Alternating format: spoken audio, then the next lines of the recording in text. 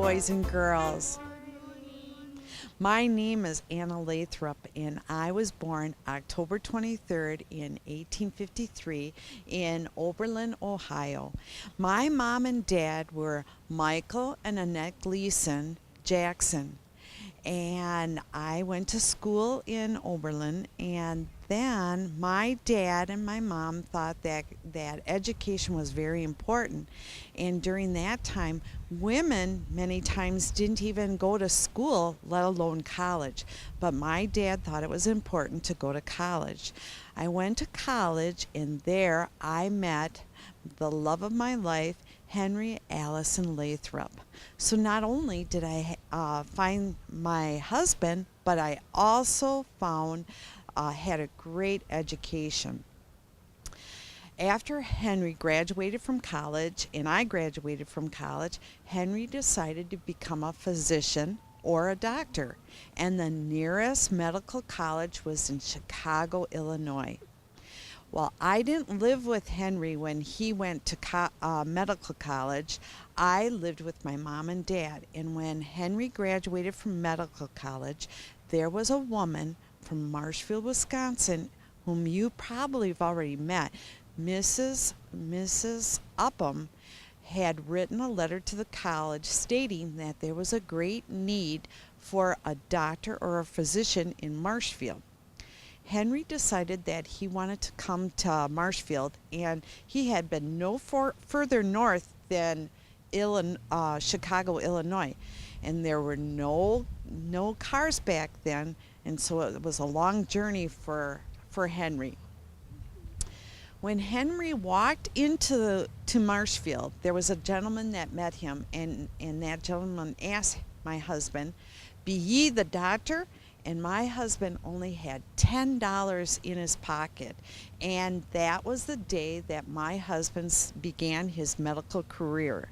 He became a doctor in Marshfield. I moved to Marshfield in 1890 to be with my husband, and we lived on Central Avenue. And above the storefronts, there were apartments. And if you're familiar with the old Walgreens, that's where my house was. We lived there until the Great Fire. Does anybody remember what year the Great Fire was in? Go ahead. No, it was 1887. And there it was reported that we lost all our belongings, even my wedding band. Henry decided he rebuilt a house, and then he purchased a great big tract of land, that means a lot of acres, and built a house out by the fairgrounds. And my house is still standing at 308 Summit. So the next time you go to the fair, you look for my house. It's a very beautiful house. It was so far out in the country that Henry decided to move in town so that he could better serve his patients. So he bought a house at 117 South Cherry, and that house is very close to the library, which was one of my favorite places. Mr. Connor asked me to sit on the board of the library, and that's why I brought my books, because we felt it was very important that boys and girls your age be able to take out or rent books and read them and return them. And it was very fun for me to sit on the board to help promote the books. You might think, why did I bring my pet hack? Well, I loved animals, and I always had pets all my life.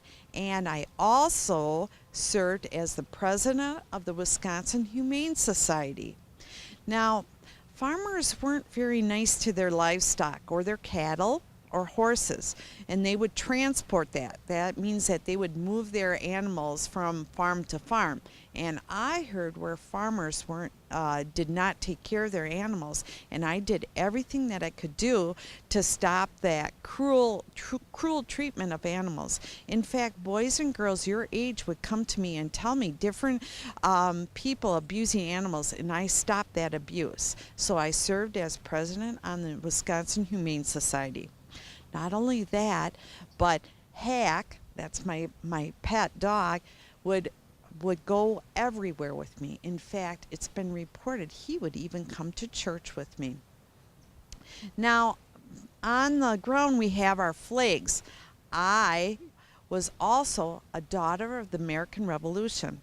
In order to be involved in this group, you had to have a direct descendant from the American Revolution, and I had that honor of having a direct descendant, and I also served as a regent on that. That means I held an office in that group. But one of the greatest things that I did during my lifetime was I was voted in on the council of Marshfield, the Common Council, and that was in 1923. I beat out 2 other men. Now, for a woman to sit on this position was very rare, so I was very honored. In 1923, 1924, 1926, and 1927 is when I held office as an alderman on the 5th Ward, which is now the 6th Ward.